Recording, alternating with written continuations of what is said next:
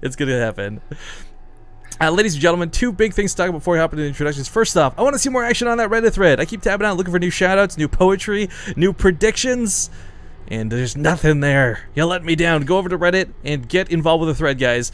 On top of that, too, big shout out to World of CD Keys, who may potentially be giving us a CD key to give away to you guys if they can get 4,550 likes on their Facebook by the end of the day. So we've already gotten, I think, close to like 100 or something. We're almost there, guys.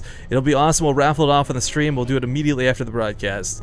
For now, though, welcome back. As you can see in the top right corner of the map, there's a score. It's 2-0 in the favor of mYinsanity, and the guy who's earned those two victories thus far in the top right corner of the map, the blue Terran player from mYinsanity, Jajki. And being sent out to deal with this monster, it is our red Zerg player playing for Team Dignitas and Complexity. It is Tefel. I like Tefel's playstyle a lot. He's really scary, he's really aggressive nowadays. It didn't always used to be like this. But we've seen him tear down Jajki with all-ins in the past. If this was merry-go-round, I could immediately tell you just blindly, like, okay, it's going to be Roach Hydra, it'll hit without upgrades, and Jajki won't be ready for it. Because that's how it goes every single time.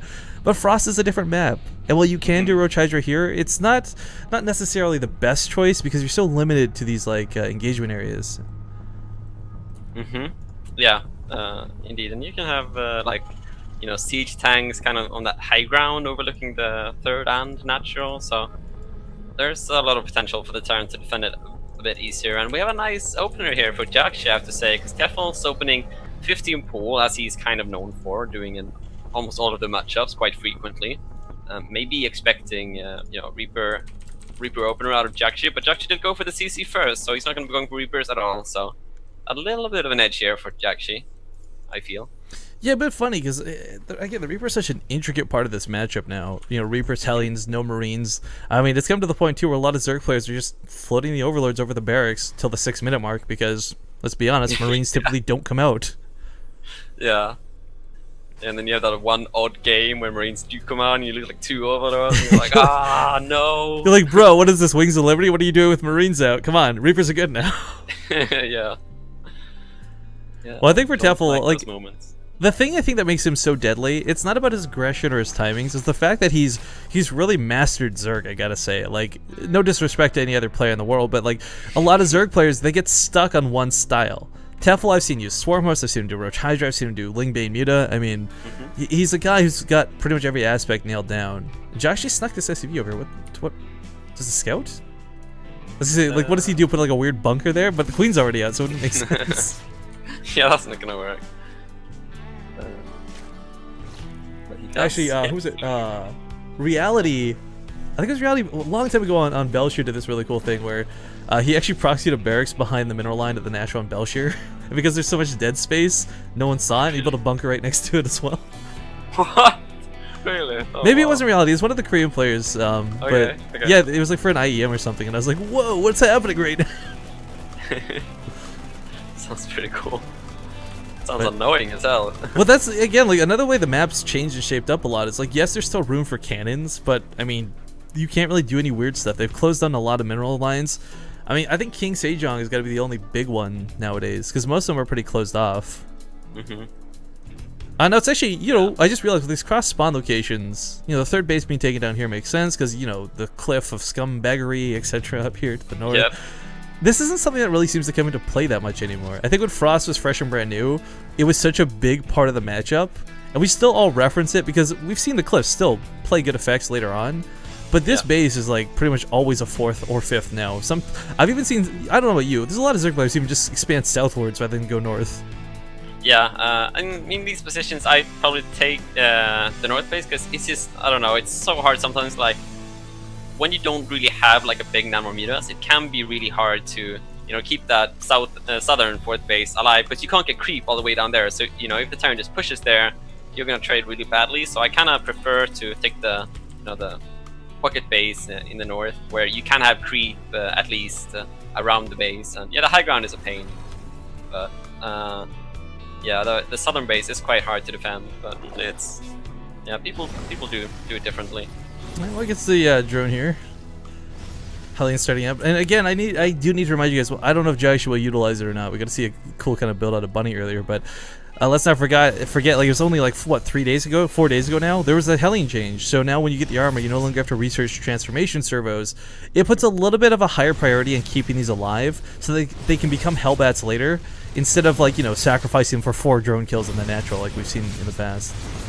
Yeah, exactly. It's a really cool new change. I quite like it, actually. It's really hard for Blizzard to make changes that don't break the game.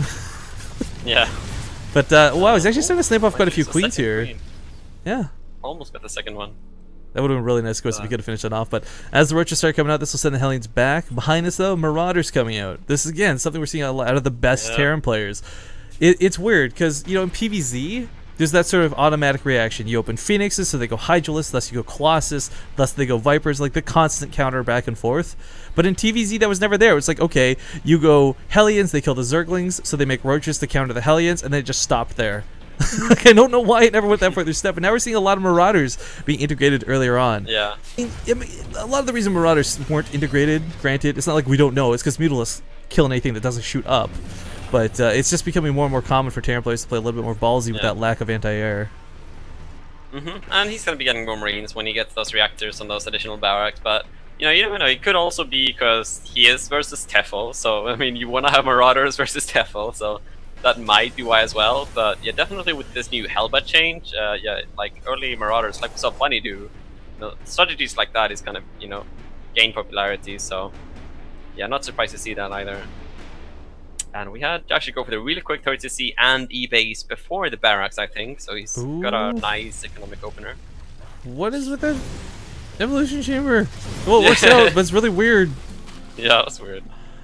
He almost got the queen again. Like, this queen is the Harry Potter queen, the boy who lived like through 3 different attacks of these Hellions. But coming back home with the Hellions, he does lose a couple.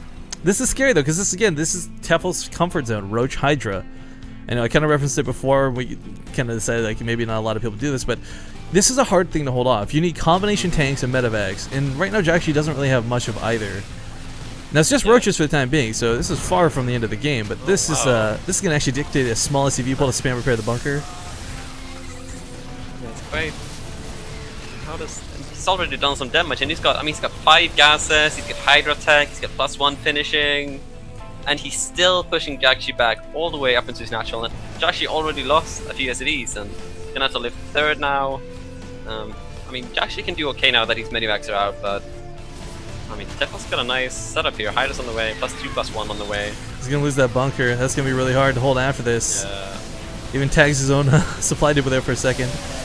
I mean, this is a hold that he can make, but look what TEFL's doing. Like, subtle things like backing the Roaches up. This isn't something you ever see most Zerg players do, most conventional Zerg players. And it's the small things like this that build up to make TEFL the really scary player that he is. But as the Hydralisks start coming across the map, the Roaches are the buffer. These are the real DPS. Yeah. And that was some... I mean, that was looking pretty close. Jakshi did hold, but there's a lot of Hydras now, and... Well... Hydras, well, there's not a lot of medevac energy, so they just kind of shred everything here. Wow, yeah.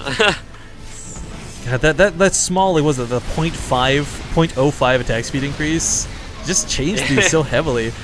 Because, I mean, honestly, like, this same engagement happening 5 months ago would not go at all in the favor of TEFL. But now we got some siege tanks out. And he's got to start retaining these medevac numbers. If you guys have never seen it, the thing is there's no direct counter for Hydralisks. I mean, technically you could consider Hellions with their bonus light damage, but for the most part, there's no direct counter to this. Just volume of units. And the best way to retain your units is through a hell of a lot of medevacs. Yeah. Jakshi's doing pretty well. This is so close. It's pretty back and forth right now through his tug of war. I mean, TEFL's coming up behind his resources lost, but his upgrades are finishing up in a moment here. He's going to be on level 2 weapon upgrades. There's not a lot of Marauders left, and the tank got picked off pretty quickly, so it gets harder and harder to hold, but he will push this back. This is good for Jakshi. Like, if Jakshi gets momentum like this, and he's got a 3-base mining now, like, that's gonna be good for him. He's got 2-2 on the way, so he's gonna have a slight upgrade lead eventually, but overextending maybe a little bit. These slow lanes look so awkward, guys, but they're doing the job they need to, where they just buffer a couple extra hits, allow the I mean, in the time it takes Marines to kill a Zergling, the Hydras get like 5 hits off. It's pretty ridiculous how fast they attack. Yeah, this is so weird though. There's like 5 Marines and 2 Marauders, there's like 4 Hydras and 3 Roaches. Such low amount of units, but yeah, maybe that trade that TEFL did in the natural earlier with all those Roaches dying, maybe if you try to keep those Roaches alive, maybe he would have been better off, because then he would have had so much more buffer for his Hydra push later. now all of a sudden, it feels like Jajki has the tools to hold this. Yeah, those Hydras doesn't have a lot of buffer. He doesn't have, TefL doesn't have the numbers to do this anymore. So he's going to back up out of this. Sadly, though, without upgrades and with concussive shells working against him, it's really, really slow off the creep. Yeah. But see, okay, this is a good way to beat this back. Like, just constant aggression, don't let TefL ball up to that death ball stage. And, I mean, a lot of the time, Terran players, they put too much emphasis on the tank count, which actually makes it weaker. Having, like, 50 extra Marines is way better than having 4 tanks, especially once Blinding Clouds and Abduct start getting involved later on. But Jajki's army size is what's really playing the best here. Yeah, tanks can be really nice in the early to mid game, like defensively, but you know, once you've traded a bit, it's just having a big bio wall is so good because it's so much more mobile. Look at the resources lost. I don't know how I haven't looked at this just now. Oh my god, yeah. TefL really in the hole here. He can't quite get that pivotal number up. He's starting to invest in some banelings potentially and possibly, but again, it's just this crazy medevac count, allowing him to retain his units a little bit better, a little bit more efficiently in every engagement. Drones are being pulled, and this is looking like it might be the end of the game. Yeah. Looks like it should be it. Hydras have a lot of DPS, but 2-2 bio should be able to clean this up. Yeah. Third base, GG. GG. Jajki will continue his